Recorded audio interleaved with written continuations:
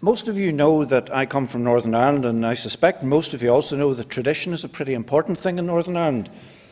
Regrettably, my last 3 presentations in England have been in the slot immediately after lunch, and I can assure you this is a tradition I could well do without. The rest of my presentation focuses on how we are going about challenging tradition, and I certainly hope to challenge this one for the future.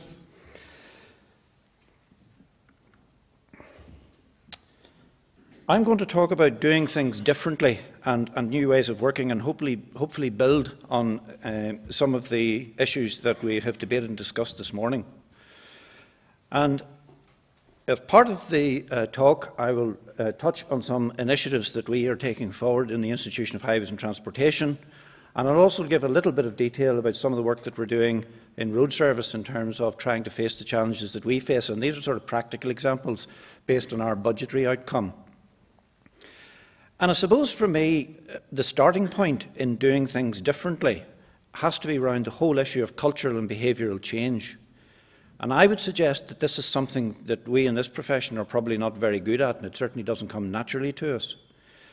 And I think it's at 2 levels. It's first of all at the individual level, and secondly, it's at the organisational level.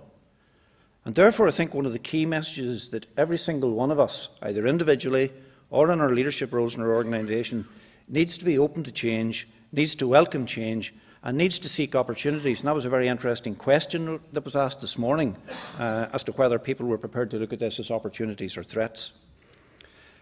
And if I could also address one of the questions that was asked, and I think it was the last question before lunch, which was what was blocking collaboration.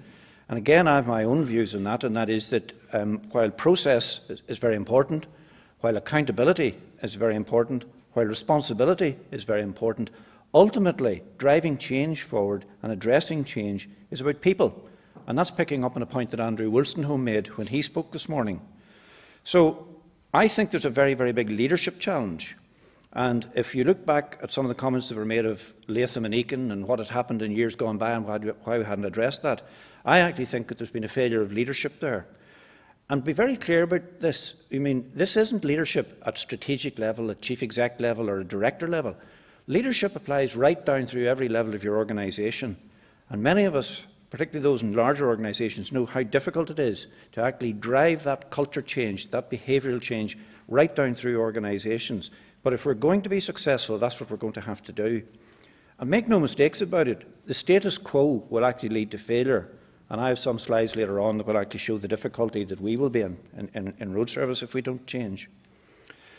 I suppose the other point, because of my role in a government body, if you like, is you would expect me to address the whole issue of government and client expectations and be very, very clear that government and client expectations are that change will happen. The National Infrastructure Plan is also clear about this as well, indeed sets out some new thinking on that. But bear in mind that those of you in this room who are working for clients are ultimately working for politicians. I just happen to be an awful lot closer to them than I suspect many of you are.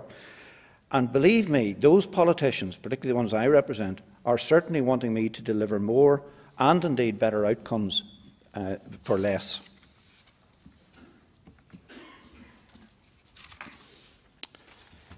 If we look first of all at some of the work that the institution is doing, and this work was driven initially by a meeting that the institution had with Mike Penning.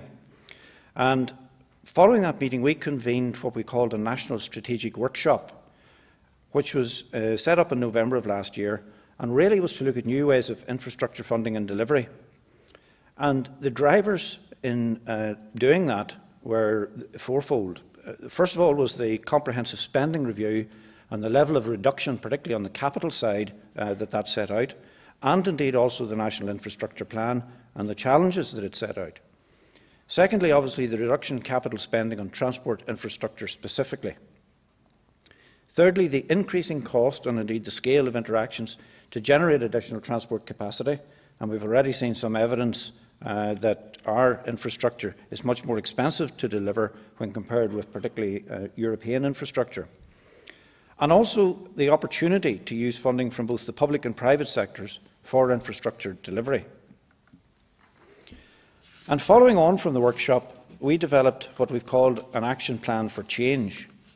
And again, coming back to my theme of leadership, The leadership role in that has been taken by the Institution of Highways and Transportation, in that I actually chair the group that's taking this work forward. Talking about collaboration, which was a key theme this morning and which I'll return to later on, we acknowledge that the best way to drive this forward is through collaborative working.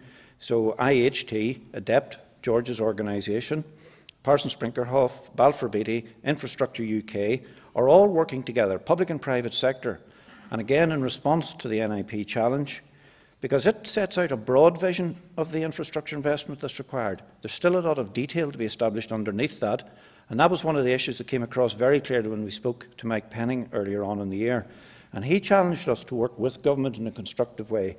And, you know, as any minister would tell you, what they're about are achieving government's objectives. And if we as an institution and profession can come forward and do that, then I think that will help to raise the profile right across the board.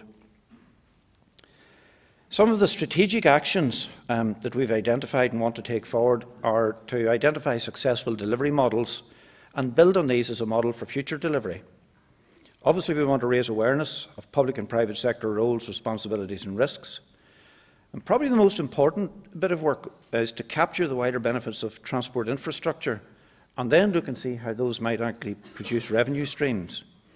And there are a number of examples of this where new road corridors or new rail corridors have been built, and the development value that is accrued to land and property on either side of the new road is something that we would try to capture excuse me, and turn into a revenue stream.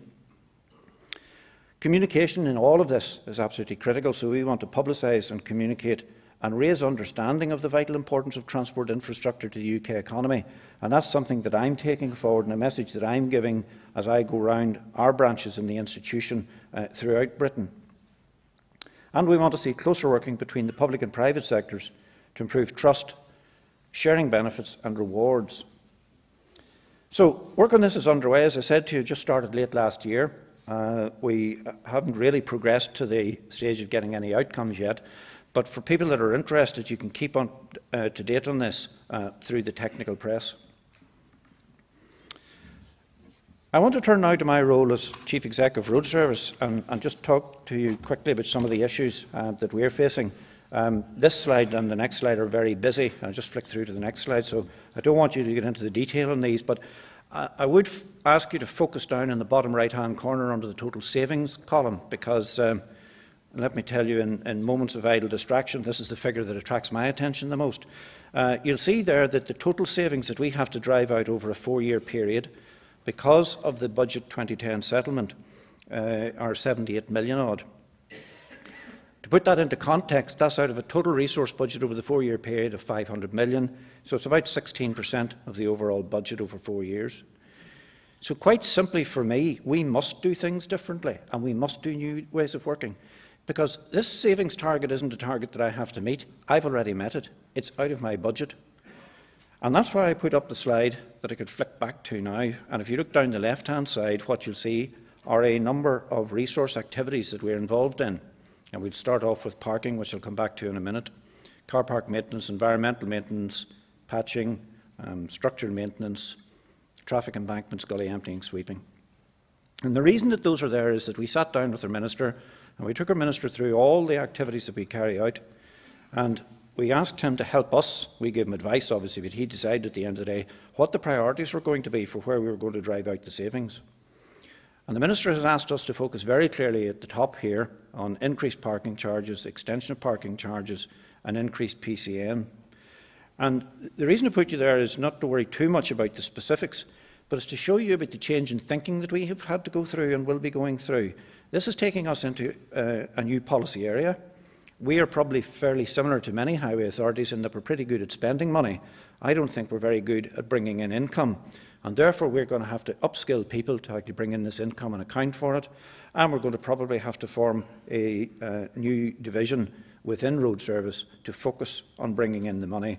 And probably the other thing that we're going to have to change and take account of is a new minister. So after the 5th of May, when we have elections, we will have to go through the whole process again of warming up a new minister to what will be a particularly contentious and not a very easy message to sell.